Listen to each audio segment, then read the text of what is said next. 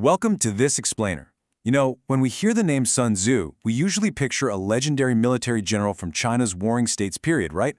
But honestly, his real genius wasn't just about battlefield tactics. It was his absolute mastery of human nature. His famous work, The Art of War, is literally a masterclass in strategy. And the crazy thing is, its principles apply perfectly to our everyday lives, our relationships, and even the modern boardroom.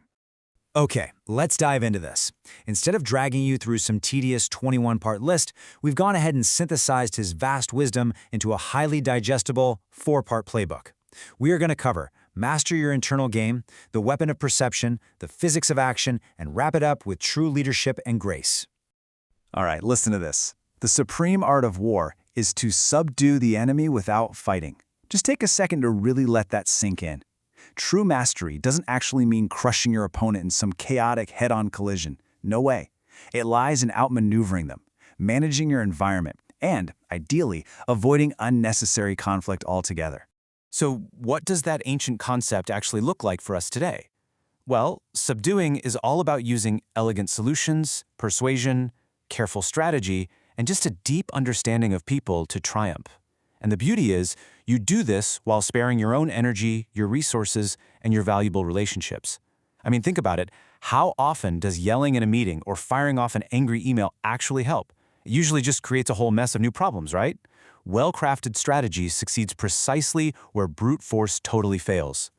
That brings us to part 1, master your internal game. Now, before you can persuade anyone else or win any kind of external victory, you've got to build a rock-solid internal foundation. On the one hand, you absolutely must know yourself. That means deeply grasping the limits of your own strength, being totally honest about your weaknesses, and understanding your true potential. But on the other hand, you also have to know your enemy, unveiling their intentions, their strengths, and their vulnerabilities. Sun Tzu tells us that if you can balance both of these insights, no battle is ever lost. You literally don't need to fear the result of 100 battles because you've laid bare your own heart and your opponent's capabilities. There are simply no surprises left. And a massive piece of that internal mastery is captured perfectly right here. He who wishes to fight must first count the cost. This is absolutely crucial. Every single decision you make has a price tag attached to it. Rushing into action without weighing the material, the emotional, and the relational consequences, that almost always leads to deep regret. You really have to stop and ask yourself if the outcome truly justifies the expense before you commit your precious energy. Even the finest sword plunged into salt water will eventually rust. Wow, it's such a beautiful, almost haunting metaphor for modern life. Basically, it means that your relationships, your professional skills, your business tools, they all require constant care, vigilance, and training. If you neglect them, I don't care how strong your foundation originally was, that strength is inevitably gonna fade. You've got to consistently protect what matters most to you. And this brilliantly illustrates our next pillar, Part 2, the weapon of perception.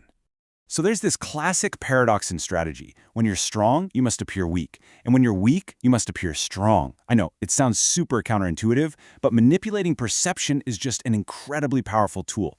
Think of a startup projecting massive confidence to kind of hide a lack of capital. Or maybe a seasoned negotiator staying perfectly quiet just to see how much the other side reveals. Feigning weakness actually lures overconfident opponents right into a trap, while feigning strength deters challengers before they even try to test your boundaries.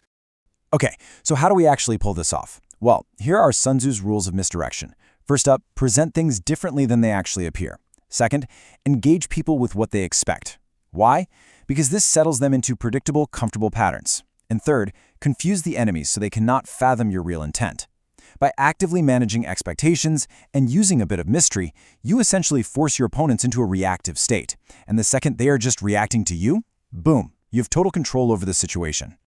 All right, let's shift gears a bit into part 3, the physics of action. In the midst of chaos, there is also opportunity. Look, we live in a highly disruptive, ridiculously fast-paced world. And while fear completely blinds a lot of people during uncertain times, the clever ones, they find hidden advantages. Moments of massive disruption actually create the perfect space for creative breakthroughs. When everything around you seems chaotic, the best thing you can do is stay calm, because that is exactly when you should be looking for your greatest opportunities. Now, what's really interesting about this is how Sun Tzu breaks down the mechanics of action using a brilliant crossbow metaphor. Step 1 is energy. Think of this as the actual bending of the crossbow, gathering your strength and building up your potential through intense preparation. Step 2 is decision. That's pulling the trigger and unleashing that power. A plan without execution is, well, it's just an idea, right? You have to perfectly align that deep preparation with a timely, decisive release to actually make it a reality. Which brings us right to his tactical rules of engagement. First, you need to seize opportunities immediately to multiply your momentum. Second, march swiftly to places where you are not expected. Honestly, the element of surprise is your absolute best friend here. And crucially, whatever you do, do not repeat your tactics. You have to adapt to the infinite variety of circumstances thrown your way. Being stubborn in your career or your business, that's a straight path to stagnation. Flexibility, unpredictability, and swift action. That is the formula for securing lasting success. And finally, that leads us to part 4, true leadership and grace.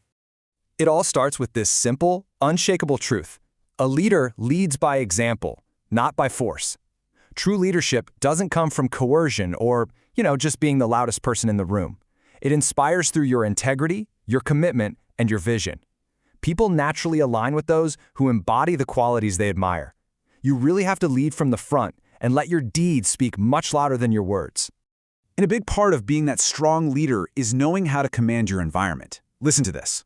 Those skilled in war bring the enemy to the field of battle and are not brought there by him. Think about that in the context of a really tough negotiation or a complex project. Maintaining control means dictating the terms, choosing your battlefield, and actively shaping the outcome. You literally can never allow others to dictate the conditions of your success. But as you're out there maintaining all that control, you absolutely must remember this incredibly beautiful concept of grace.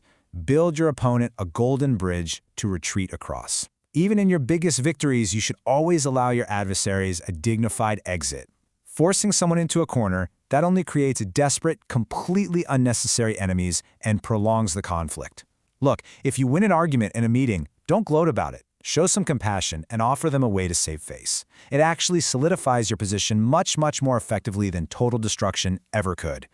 So that brings us to our final thought for this explainer.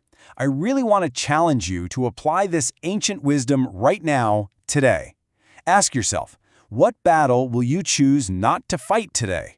Where can you save your precious energy, avoid unnecessary conflict, and use elegant strategy to live with a deeper sense of purpose? Something to think about. Keep exploring.